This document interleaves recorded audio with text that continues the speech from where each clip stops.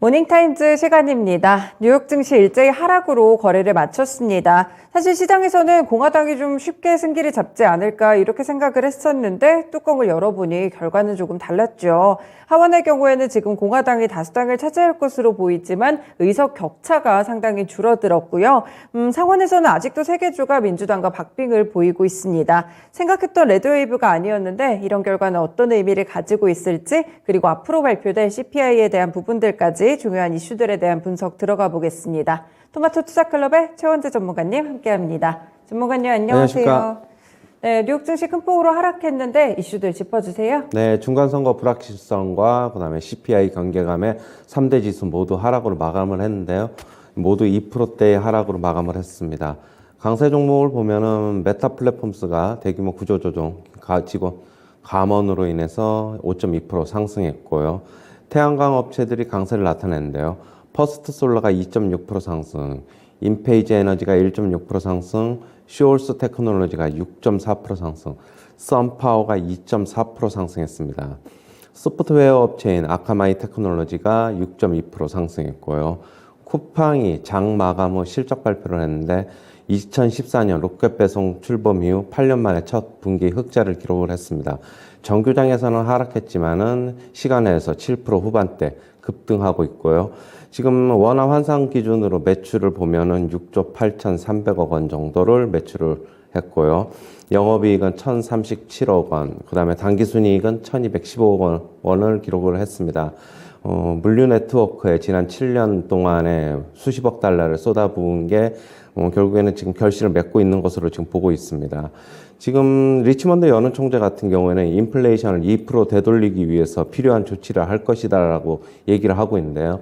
인플레이션이 자연스럽게 진정되기를 기다리지 않을 것이다라고 얘기를 하고 있는데, 지금 경기 악화를 두려워해서 조치를 완화하게 되면은 인플레이션은 다시 상승할 것이다라고 얘기를 하고 있습니다. 에버코어 측에서는 공화당의 압승 없어가지고 주식시장이 하락할 것이다라고 얘기를 하고 있는데요. 공화당 압승이 이미 지금 시장의 가격에 지금 반영이 돼 있다라고 얘기를 하고 있습니다. 지금 상원을 지금 누가 장악할지 아직까지 좀 미지수인데 시장 불확실성을 높일 것이다라고 얘기를 하고 있습니다. 근데 ABN 암로 측에서는 연준이 23년 하반기부터 금리 인하로 선회할 것이다라고 얘기를 하고 있는데요. 23년 9월서부터 총 합계 125bp의 금리 인하를 단행할 것으로 예상을 한다라고 얘기를 하고 있습니다. 연준은 중립금리를 2.5%로 두고 있는 것으로 보인다라고 얘기를 하고 있고요. 24년 중반에 2.5%에 다 도달할 수 있을 것이다라고 얘기를 하고 있습니다. 그다음에 CNBC의 짐 크레이머는 지금 CPI가 뭐 긍정적으로 나올 것으로 기대는 하지만은 최악의 상황도 대비해야 한다라고 얘기를 하고 있습니다. 네, 이렇게 이슈들을 몇 가지 또 짚어봤는데 하나하나 좀 뜯어봐야겠습니다. 일단 중간선거 불확실성에 대해서 일단 정확하게 누가 미국의 의회를 주도하게 될지 결과는 안 나왔는데 예상하고 많이 달랐거든요. 좀 시장 영향이 추가적으로 있을까요? 일단은 뭐 공화당의 압승에 좀 배팅을 하고 일단은 시장은 그 가격이 어느 정도 반영이 돼 있는 것으로 보고 있는데, 저는 어제도 이제 말씀드렸듯이 중간 공화당이 뭐 압승이 나왔어도 저는 단기적으로 장중에 상승하더라도 저는 하락할 것으로 말씀을 드렸고, 네네. 뭐 예상치에 못 미치면서, 기대치에 못 미치면서 하락한 것으로 보고 있고, 저는 당분간 좀 하락할 것으로 보고 있어요. S&P가 3,600을 지지하느냐, 그걸 좀 봐야 될 것으로 보고 있어요.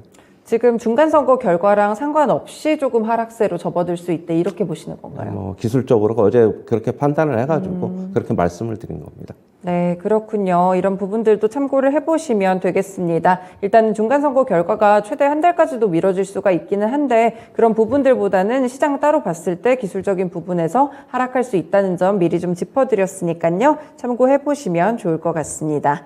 네, 리치먼드 연은 총재의 발언을 보니까 뭐 강한 금리 인상 기조를 계속 이어가겠다는 이런 의도인가요? 뭐 그런 것 같아요. 일단은 그 긴축 강도를 뭐 파월 의장은 지금 조금 늦추겠다고 했는데, 여기서 바로 중단하지 않고 이 리치먼드 연은 총재도 뭐 파월의 의장과 비슷한 의견인 것으로 보고 있어요. 계속적으로 뭐 내년 상반기까지는 금리 인상을 하는 것으로 보고 있습니다.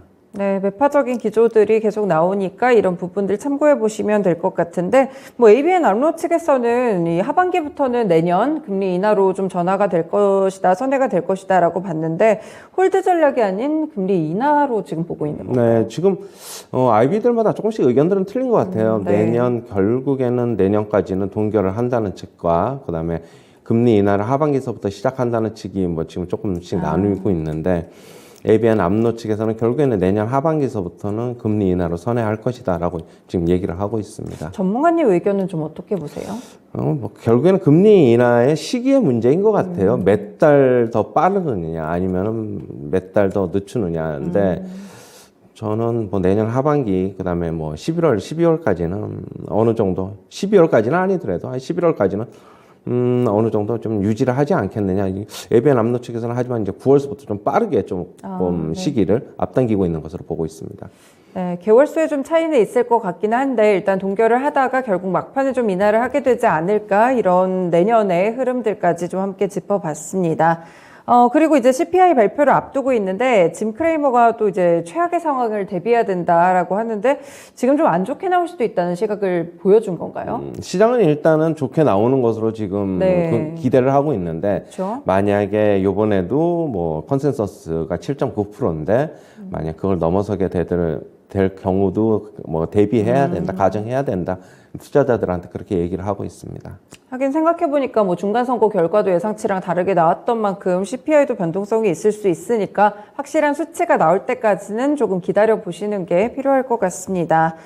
그리고 최근에 또 지금 얘기가 많이 나오는 게 FTX발 유동성 위기 얘기가 되게 많이 나올 것 같아요. 지금 자금이 가상시장 쪽에서 많이 좀 빠져나오고 있는데 이런 게 위험자산 시장 전반적으로 영향을 좀 줄 수가 있을까요? 물론 뭐 영향은 좀 줄 수는 있는데 그거에 관련 종목하고 뭐 이렇게 좀 엮일 수는 있는데 네. 물론 저는 이제 뭐 그걸 이제 굳이 이제 주식 시장하고 어떻게 연결을 해야 되는가 보다는 개별 업종 뭐 개별 종목 그쪽으로의 연관이 돼 있는 종목들로는 조금 주의가 조금 필요하지 않겠느냐 그렇게 보고 있고요. 제가 뭐 가상자산의 전문가는 아니기 때문에 그거는 뭐라고 이제 말씀드릴 수 없고 하지만은 가상자산 같은 경우에는 이번에 혹독한 조금 구조조정을 좀 거치면은 결국에는 재테크 수단으로서는 나중에는 조금 주식시장처럼 어느 정도는 조금 안정되지 않을까? 저는 그렇게는 보고 있어요. 네, 가상화폐 관련 종목들 투자하신 분들, 뭐 포트폴리오에 있으신 분들 같은 경우에는 이번 사태를 조금 유의해 보시면서 어떻게 흘러갈지 보면서 좀 정리를 하는 부분들이 필요할 것 같습니다. 뭐 개별적인 종목으로는 나스닥에 상장을 해 있는 쿠팡 같은 경우에 이제 흑자 전환에 성공을 했는데 대표적으로 사실 쿠팡이 적자를 굉장히 많이 이어왔던 걸로 저도 알고 있는데 이번에 어떻게 좀 잘 나왔어요? 어떻게 보세요? 저는 제가 이제 쿠팡은 저는 항상 뭐 작년에 제가 뭐 맡았던 코너 중에서 산업 리포트라고 있는데 네. 그때 유통업 뭐 이커머스 이쪽에 분석하는 게 있었는데 국내 업체 이커머스에 투자하는 것보다 국내 시장에 상장돼 있는 쿠팡을 좀 주목해보자라고 말씀드렸고 그때 언젠가 될지는 모르겠지만 쿠팡은 반드시 흑자 전환 성공할 것이다라고 저는 말씀을 드렸어요. 그래서 쿠팡이 저는 미래는 지금 좀 밝다라고 말씀을 드렸는데 지금 뭐 아직까지는 공모가 하회하고 있죠. 공모가가 지금 $30로 알고 있는데 최근 최저점이 제가 알고 있기로는 $7 후반인가 $8로 알고 있어요. 쿠팡은 앞으로도 흑자는 더 계속적으로 이제는 조금 더 이어갈 수 있지 않을까 그렇게 보고 주가도 공모가는 결국에는 넘어서지 않을까 그렇게 보고 있습니다. 네, 쿠팡 관심 가져보시면 또 좋을 것 같아요. 국내 기업이다 보니까 이런 부분들도 있고 지금 시간외에서도 7%대 상승의 반응이 좀 나오고 있다는 점까지 긍정적으로 보입니다. 그리고 개별 종목 가운데 또 테슬라가 또 급락을 했어요. 머스크가 주식을 매도해가지고 이 영향이 있었던 것 같은데 어떻게 지금이 좀 바닥일까요? 테슬라는 더 빠질까요? 테슬라는 조금 더 당분간은 주의를 해야 됩니다. 전체적인 지수가 또 지금 저 개인적으로 봤을 때는 아래로 내려갈 것이라고 보기 때문에 지수의 바닥 과정하고 테슬라 이번에 단기적인 바닥은 같이 나올 것이다라고 보고 있고요. 지수하고 함께 같이 체크해야 되고 테슬라 많이 빠졌으니까 지수 그동안에 상승했는데 테슬라 못 갔다고 상승할 수 있는 그런 여건은 아닌 것으로 보고 있고 추가적으로 지금 일론 머스크가 주식 매도를 더 할 수 있다는 또 얘기도 나오고 있는 만큼 조금 주의해야 된다. 어제도 이제 테슬라의 장기적인 전망에 대해서 말씀드렸는데, 네. 자율주행 결국에는 서비스, 구독 여부, 그걸 얼마만큼 성공적으로 월 구독료를, 가장 테슬라 구입자들이 얼마만큼 그걸 구독료를 내고 계속적으로 그 서비스를 받느냐.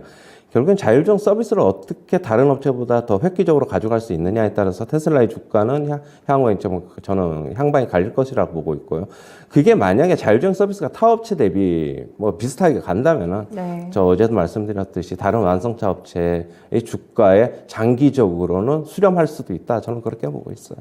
네, 그렇군요. 결국에 테슬라의 핵심은 자율주행이 될 것 같습니다. 이와 별개로도 단기적으로 봤을 때는 조금 보수적인 시각 가지고 투자를 해보시는 게 필요할 것 같습니다.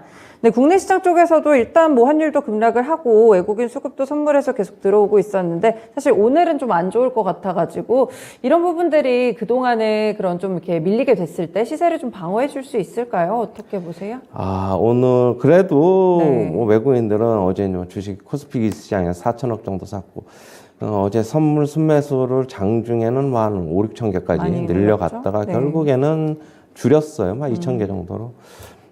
어느 정도 자기네들도 더 이상의 뭐 어떻게 본다면은 계속적으로 선물 가격 높여서 사면서 조금 하기는 좀 힘들지 않나라고 보고 있고, 오늘 어느 정도 뭐 시장 충격은 조금 있을 것인데 어느 정도 방어를 하느냐, 외국인들이 스탠스를 어떻게 가져가느냐에 따라서 하락폭은 결정될 것이라고 보고 있고, 오늘 변동성 상당히 좀 클 것이라고 보고 있습니다. 옵션 만기일인데 네. 만약에 외국인들이 어느 정도 적극적으로 뭐 주식 방어, 뭐, 그 다음에 지수 방어를 하지 않는다면, 외국인들은 동시효과에서 매물, 큰 폭으로 좀 나올 수도 있다. 개인적으로는 좀 그렇게 보고 있고요. 만약에 오늘 안 나오더라도 후폭풍은 뭐 내일하고 다음 주 월요일, 화요일 조금 더 이어질 수 있다. 이어질 수 있지 않을까. 조금 확인을 해보고 접근하는 것이 바람직하지 않나. 그렇게 보고 있습니다. 어제도 말씀드렸는데, 121선 위 코스피 기준으로 살짝 상회할 수는 있다라고 말씀드렸어요. 2,400이 뭐 20이나 30까지. 하지만 거기 저는 지금 상황에서 더 추가적으로 지금 들어가서 신규 매수는 조금 곤란하다고 보고 있어요. 네. 어제 전체적으로 종목들을 보면은 지수 대비 오른 거하고 뭐 몇몇 특정 종목들이 많이 오른 거 빼놓고는 뭐 삼성전자도 그다지 이제 맞아요. 어제 뭐 시세도 네. 그렇게 많이 나지 않았고, 어떻게 보면 지수만 조금 오른 게 선물하고 같이 연관이 돼 있지 않나, 좀 그렇게 보고 있습니다. 네, 그렇습니다. 국내 시장 전략까지 함께 알아봤습니다. 말씀 잘 들었습니다.